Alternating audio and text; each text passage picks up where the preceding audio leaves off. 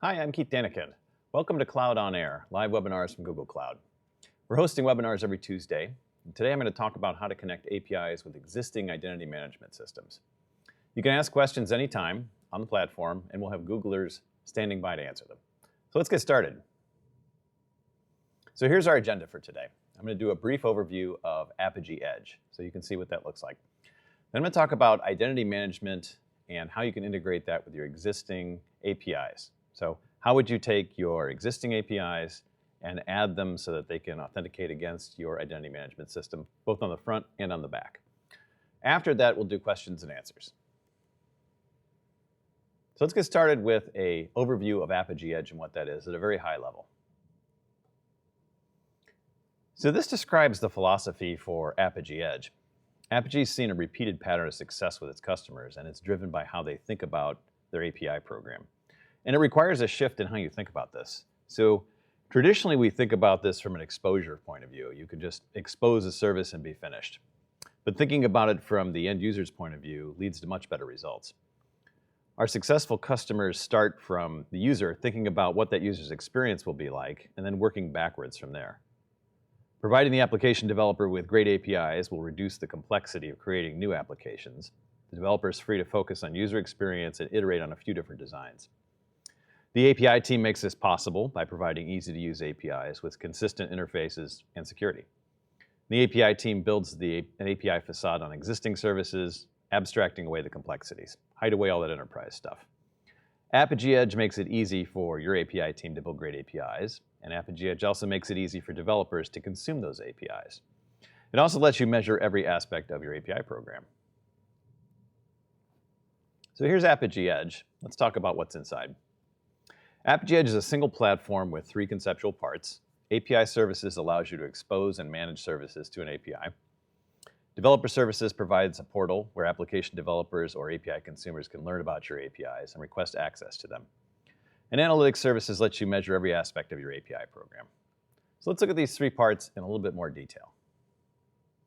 So for API Services, this is where we build APIs. So this is the bulk of what we're going to be doing when we think about integrating with things.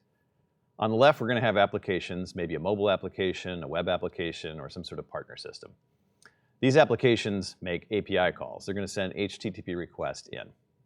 Appaji Edge lets you pass that request straight through the backend system, or you can change anything about it in the headers, the URI, or the body. You can even do intelligent routing based on the caller. Maybe there's different backend systems you want to send them to.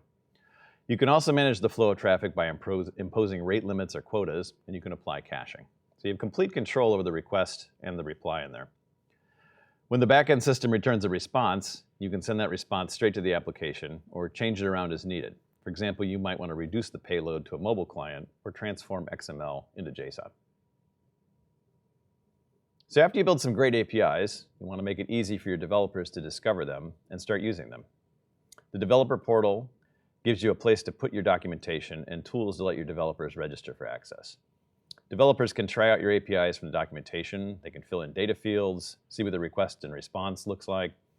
And the developer portal is going to greatly reduce the friction when getting started with APIs. So this is your one-stop shop for all your developers. Rather than having meetings with them or sharing PDF documents or anything like that, you've got a nice website where they can go and they can get registered and see docs. So after you built a few APIs and your application developers have discovered them and started to send you traffic, it'd be great if you could measure your API program. The analytics system in Appaji Edge allows you to measure every aspect of your API traffic. You can measure operational details like response time and frequency of different types of errors. You can find things that are interesting to your business, like where are people located when they call your APIs, or which applications are sending the most traffic. Maybe it's interesting to see what type of client they're using. Are they on Chrome? Are they on Firefox? Are they on iOS or Android? You can get details like that in Analytics Services. And you can add your own custom metrics in here. So if you want to measure something that's specific to your program, grab that out of the request or the response and connect that with some of the existing out-of-the-box analytics and get full detailed reports on that. So let's talk about our demo today. We're going to talk about how to integrate with an IDM system, or identity management system. So there's a few types of authentication we might need to consider when we're building APIs. We may just need to identify which application is calling our API. Is it a website application? Is it an iOS app? Is it an Android app? But in addition to knowing which application is calling our API, we might need to authenticate the end user who's actually using the application. Maybe we've got something in there that's a little more sensitive. Maybe it's a banking application or something like that. Also, our backend services might require some authentication, and that might be different from what we're doing with the users. So in a lot of cases, we'll want to separate front-end authentication from back-end authentication. We might have a variety of different authentication mechanisms on the backside, but we want to provide a single, consistent way of authenticating when you call an API. We want to hide away the gory details of the back-end authentication from our API consumers. And you might have multiple ways of authenticating calls to that back-end system, depending on which back-end system you're calling and when it was built. So we want to provide a facade on the front that gives consistency to all of the APIs. So let's consider an example where you need to authenticate end users using an external identity management system and call a back-end service that uses a service account that requires the username and password in the form of basic authentication. We'll prompt the user for their username and password, and we'll store the username and password in the back-end in Apagee's key value map. So in this case, what we're doing is on that left-hand side there, we're going to ask them for a username and password, and on the right-hand side, it's a completely different username and password to get into that system. The identity management system could be anything. It might be an off-the-shelf thing that you've already got in place, might be a cloud-based identity management system, might be your corporate LDAP. In this case, I'm making it generic, so we can look at examples of how this could work. So here's what our authentication flow might look like. Let's consider a request. Let's consider a request from the users in there. Now, look at the application on the left-hand side there. Let's look at the business flow first. When the user comes in, they're not going to have an authentication token. So they would go down to that authentication flow and get a token. The authentication flow would talk to an identity management system, and then at the end of that, it's going to generate a token. So if you've got that token, you flow through that top path easily. So that token is sent as a request header. We're going to check that token. We're going to apply a little bit of traffic control in the form of that spike arrest. That will keep us from calling too quickly, keep the backend from getting overwhelmed. We're going to remove the header, and that's going to remove that security header because it's not required for the backend. We'll grab the credentials for the backend using the key value map, and then we'll set a new basic auth header in there before it goes to the backend using that identity. So one identity on the left-hand side in the form of that OAuth token, and one identity on the right-hand side in the form of a user basic header. So where do you get that token? That's where the authentication flow on the bottom comes in. So let's assume the application connects. It doesn't have a token. It's going to get back an HTTP 401, and that means they're not authorized. So that application will know to call out to a token flow where it can get an access token. So we pass in a username and password to the authentication flow. That is going to call out to an identity management system. So that first blue arrow there is a call out to identity management system, and we're going to assume it has an HTTP endpoint on it. So we call out to that. If the username and password is good, it'll return a 200 to us. And if that works, we'll continue. If not, that second thing in there, bad auth, will fire, and that will return an error letting the application know that the username and password wasn't good. So if that does work, we're going to collect some things from the identity management system. There might be some things in there about what their role is, and we could use that later on for authorization, figuring out what they're allowed to do and what they're not allowed to do. From there, we'll look up the keys that are specific to this API that the user is requesting a token for, and then we'll generate the token, and that's an OAuth token that will be returned to the user. So then that's returned up to the application, and the application then has the token. So if you want an analogy for this, think about when you go to a festival or something like that, and you're given a wristband, and that wristband might be a different color depending on what day it is or what you're allowed to do. Maybe folks over 21 are given one color because they're allowed to go and drink, and other folks are given a different color because they're not. So there's a credential that's presented in the form of a driver's license or something like that. And then that is exchanged for a token, which would be the wristband. And the wristband gives you different entitlements based on what it looks like. We can use that analogy to describe what this flow would look like. So let's dig into the API proxy and see what that looks like inside of Appaji Edge.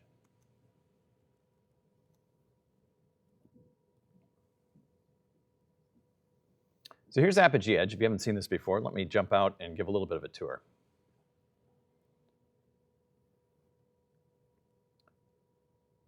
So when we first come into here, we're greeted with this screen. This is where we're going to build API proxies. So in this case, we're playing the role of the API developer.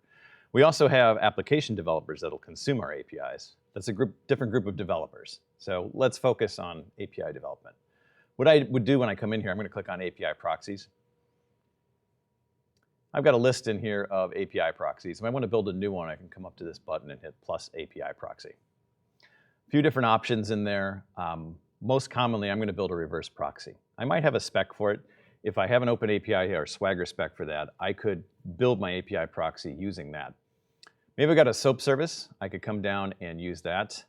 There's a wizard in there to convert SOAP to REST, REST to SOAP. I can digest a WSDL, and it'll make a conversion thing in there. No target allows us to create a stubbed out interface, so we're going to come up with the response right there in the proxy. We've got hosted functions in Node.js. They're both going to allow us to host something in Node.js inside of Appaji Edge. And then proxy bundle would let us import an existing zip file. So in most cases, I'm going to do reverse proxy. I would come in here, proxy name, base path, and then an existing URL. So I would walk through this wizard, and then at the end of it, I end up on a development screen. I'm going to show you guys a pre-built one.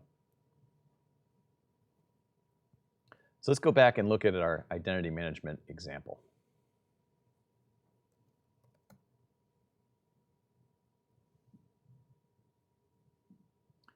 So in this case, I'm calling a backend system that's an employee directory. And it requires a username and password, and it's a system username and password. It's just basically a service account. But on the other side, I want to authenticate my users against our identity management system. So I would end up on a summary screen like this. This is the URL that I'll call, and then this is the backend system that it's going to call by proxy. Click over on the Develop tab here, and we'll see what's going on in there. So here's the flow I was talking about before. What we're going to see in here is there's a number of policies up here, and then we've got some code down here on the bottom that configures what those policies do. So policies that are available, this is the request flow and the response flow. We can put whatever we like in here. If I click up here, we'll see that there's a number of policies for traffic management, for response caching, working with caches, populating them, invalidating them, warming them up, that sort of thing. All kinds of things with cache, either through a policy or programmatically through an API call.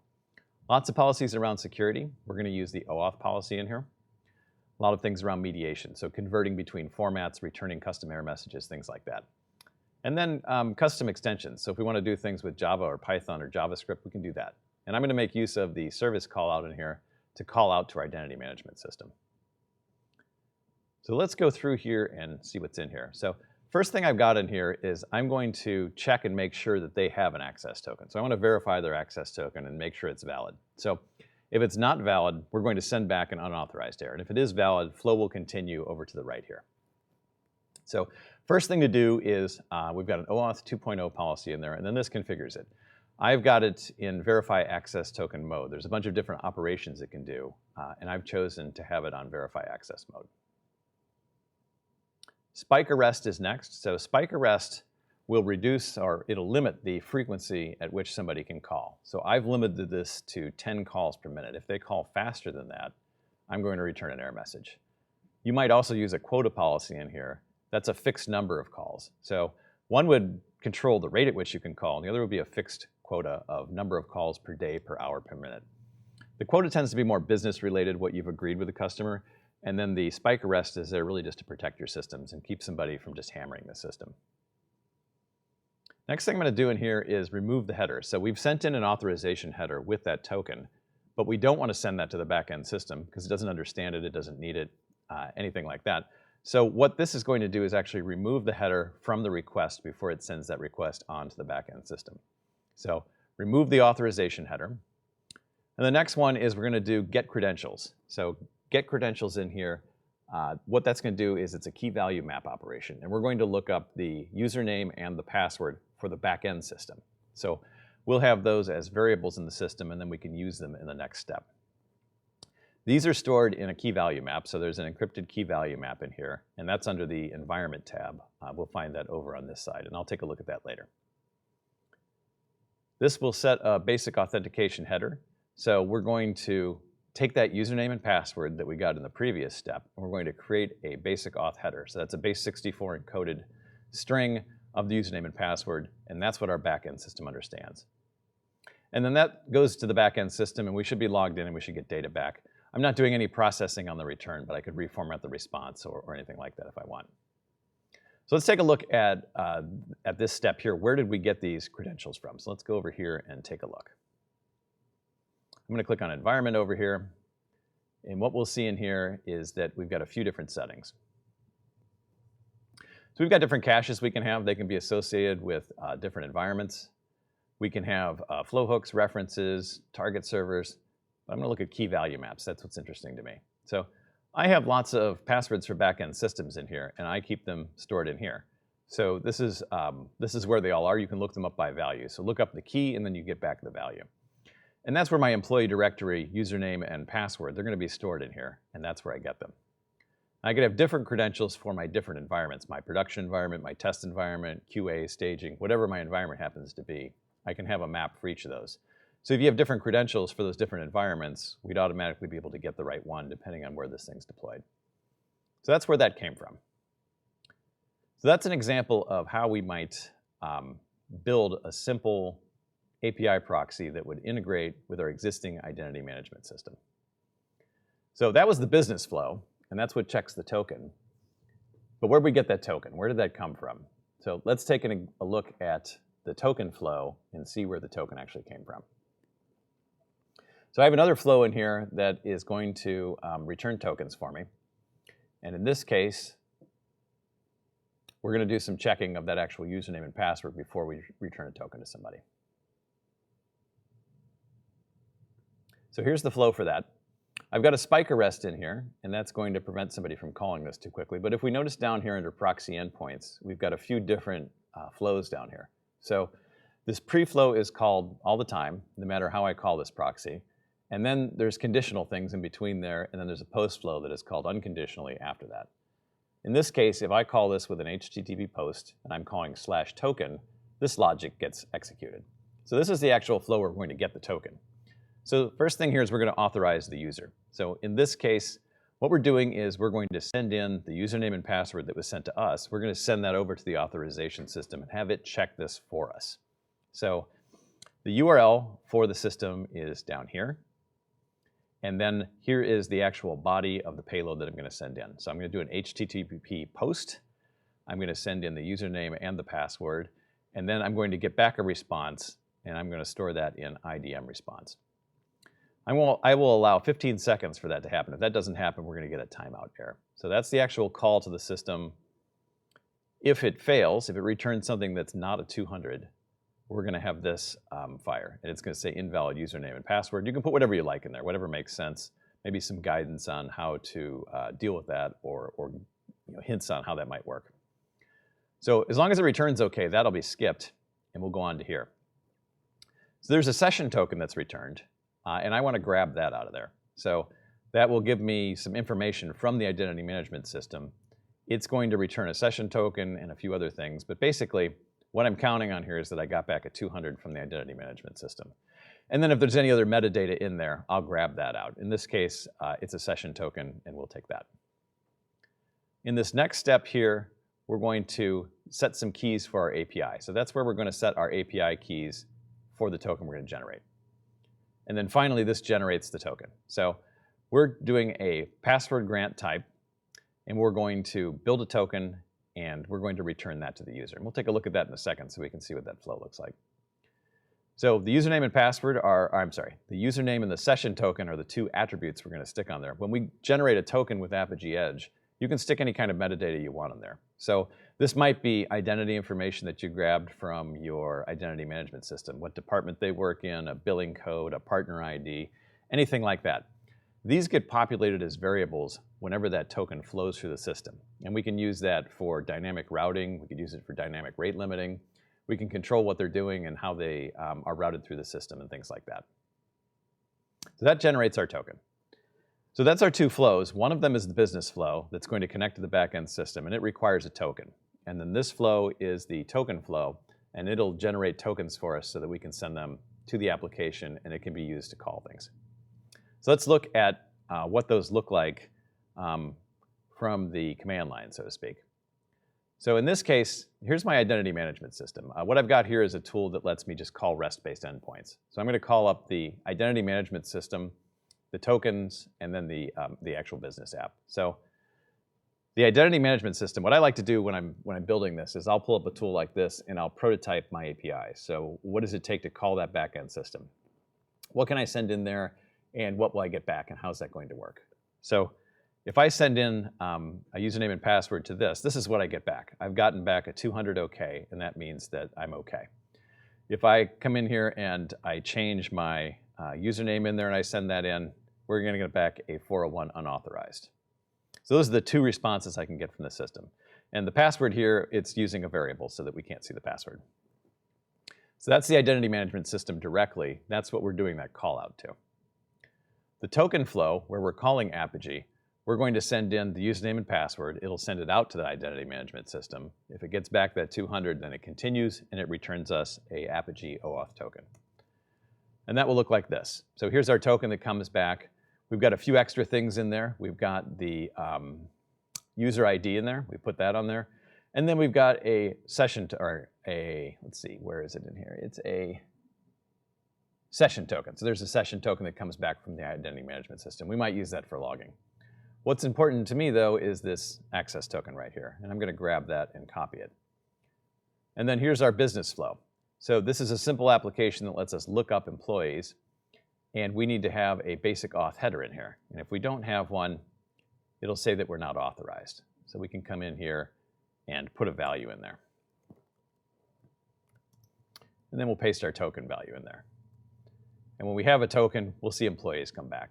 So what this does is we can look up an employee by name. And I'm looking for anybody named Smith here, and that's what I'm seeing come back. So the flow is complete there. We pass in a username and password, and in exchange for that, we're given a token. And then we use that token in the business flow, and we pass that as a header on here. And that's what gets us into the system. So simple example of how we might do security mediation. So we're going to use one set of credentials on the application side. We're going to use a different set of credentials on the back-end or system side. Nice pattern for putting a facade on an existing system. A lot of times dealing with security is a big burden for developers, and being able to have consistent security for all of these things is going to make it a lot easier to do. Okay, so let's look at another example.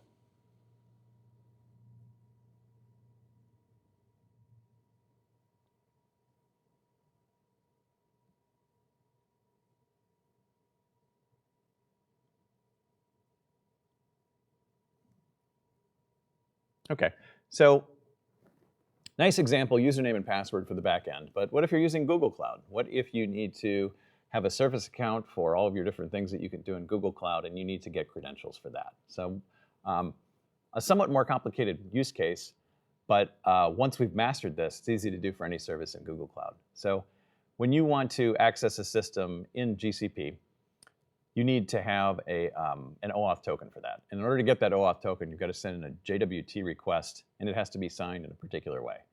And once that's sent in, we'll get back that OAuth token. It's got a timeout on it, and we can continue to send that as a header. So same pattern here as we saw in the last one, but in this case, we're going to do an Apigee OAuth token over here on the left-hand side, and then we're going to do a GCP token over on the right-hand side. So what we're doing in this case is the authentication flow would be exactly the same. We're going to authenticate the end user. And we're going to talk to the identity management system, and that is going to generate a token as that very last step, and then return to the client. And then we've got to verify key on there as the first step in the business flow. We're doing some rate limiting to make sure they don't call too quickly. And we're going to check a quota, make sure that they didn't exceed that quota. And we've got some response caching in there to speed things up. What's new in here is we have things that says GCP authorization, and that's a shared flow.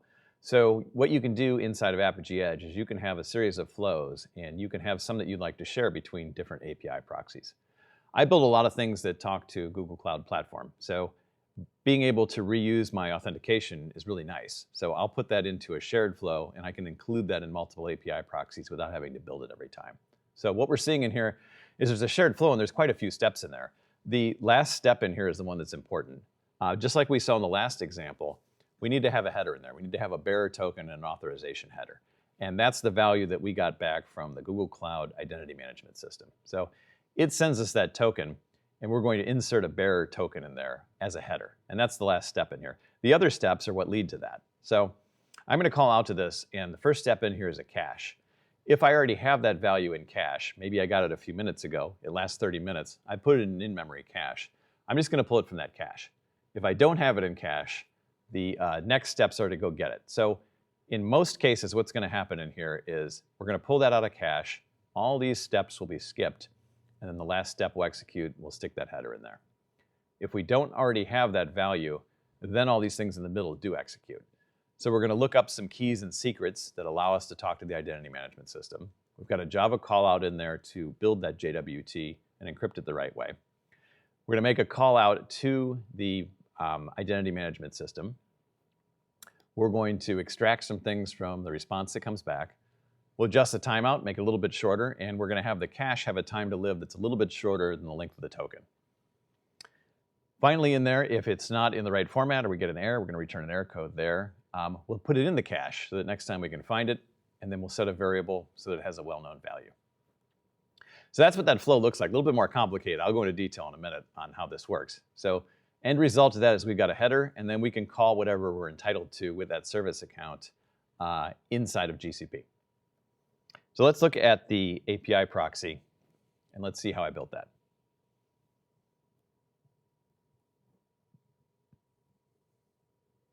So let's take a look at the shared flow for that GCP spec. So in this case, I've got shared flows in here.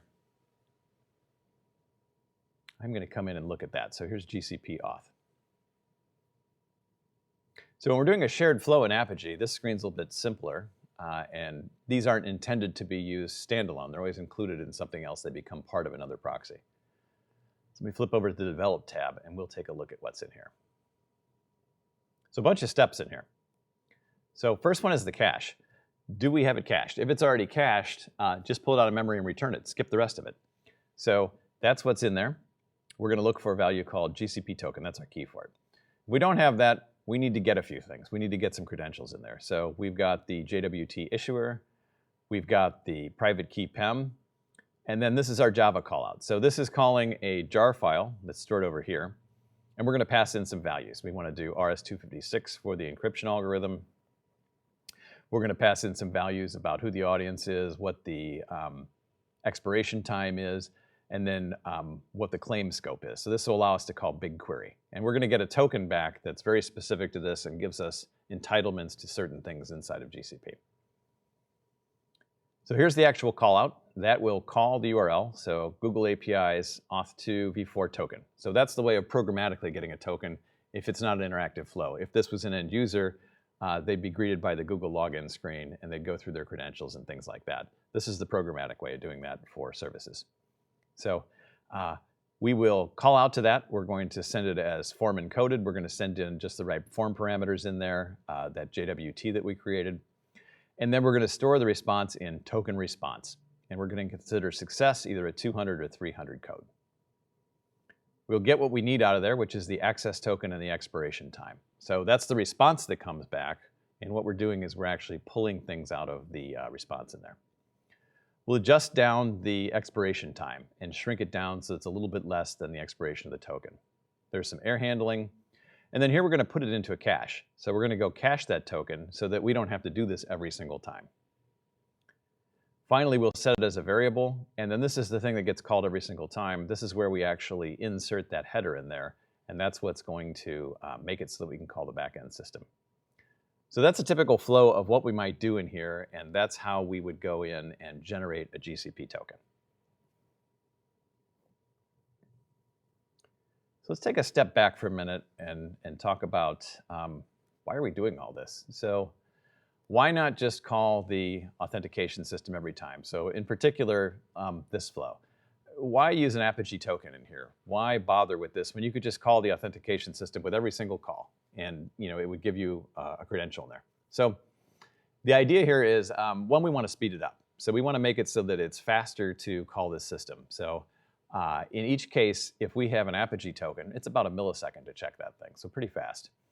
A call to the authentication system might take a little bit longer, but more importantly, this Apigee token that we're generating down here has a lot of metadata associated with it. It's going to tell us which API product they're using. It's going to tell us who the developer is.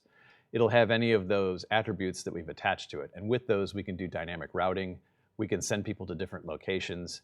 We can rate limit them based on their relationship with us. So we get a lot of additional features with that are much better than if we were just simply checking a username and password. So that's why we're going to do that, and that's why we're going to cache it and do it that way.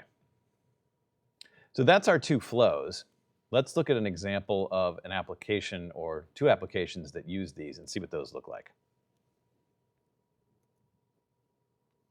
So the first one I showed was the employee directory. And remember, in this case, we've got a username and password for the front end that's checked against the identity management system, and then a service account for the back end.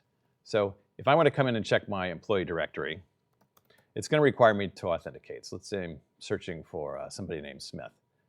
It's going to say, I need a username and password. So I need to enter that in there. And what it's going to do is go out and get that token, and then my application will have a token. And when I search, I get back results. So if I want to search for somebody else, I can do that. I continue to search until that token is no longer valid. So that's our basic idea behind that. So what does this look like behind the scenes? What's the flow for that? This is a simple single-page web application. It's written in JavaScript. And what I've got in here, the interesting parts of it are down here where I'm going to go and actually call and get a token and where I'm going to do the business search. So here's the basic search. We're going to do our URL in there for the API. It's going to get back some data and then draw that on the screen. Down here is update token. So that's the process for going and getting a token.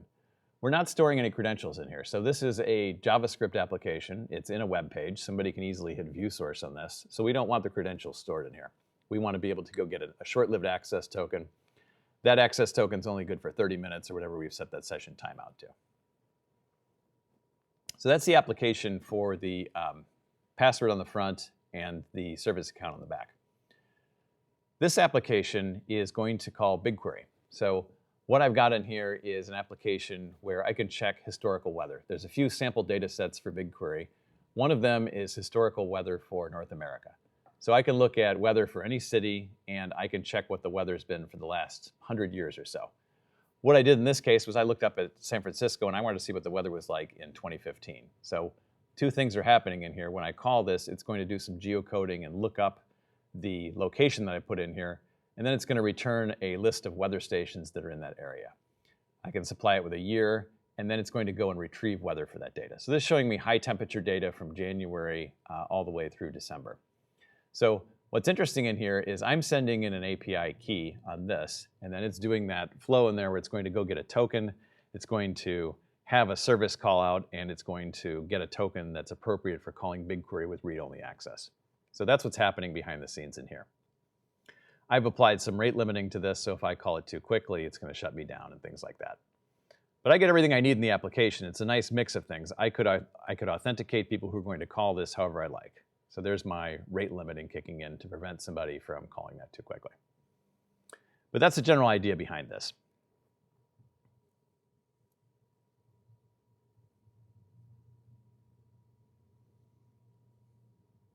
So that's our applications. And that's what they look like, and that's how you could build something like this. So if you want to learn more about this, if this was interesting to you, a few different resources you can look at. You can go to apigee.com and sign up for a free trial.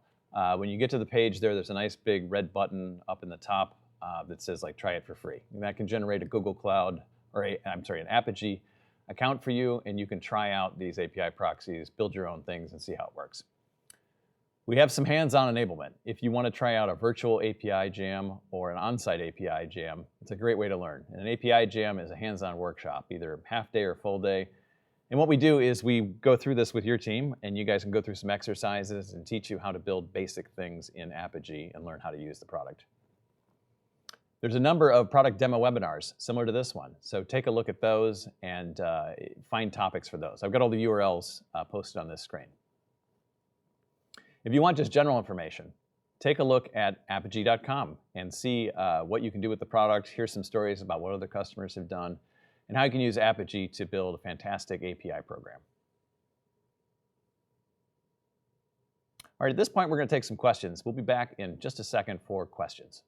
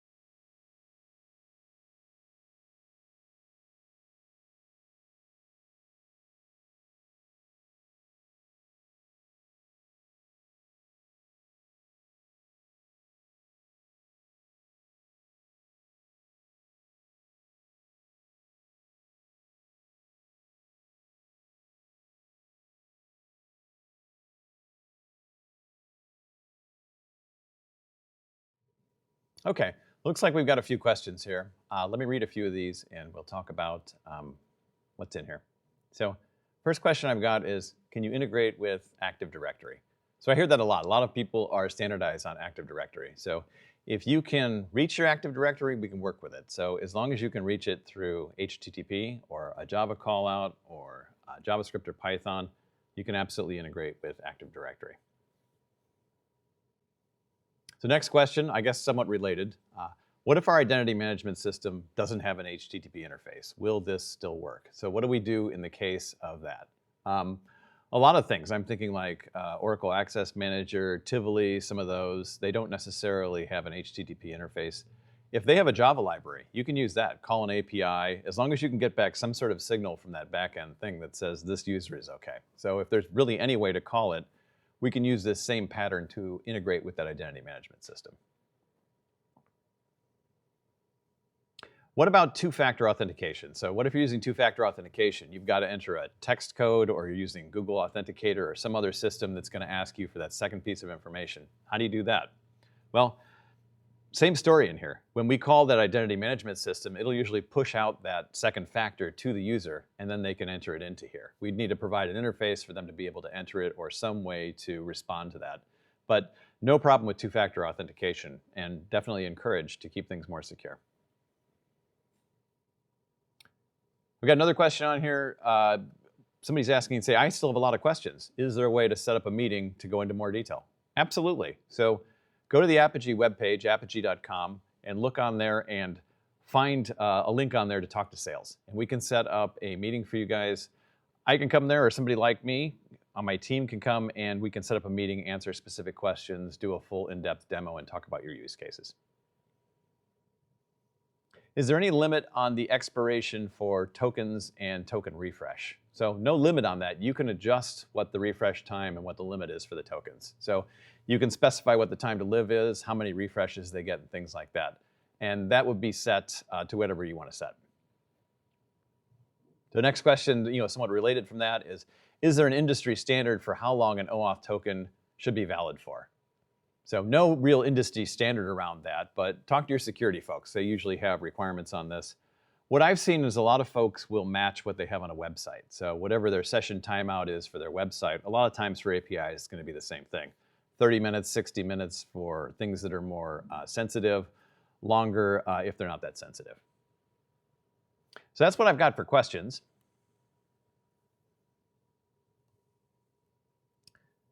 All right. And that's all the questions that we've got right now. So stay tuned for the next session. It's going to be how to enhance your G Suite efficiency with Chrome. And we're going to broadcast live from our New York office. So thank you very much for attending today.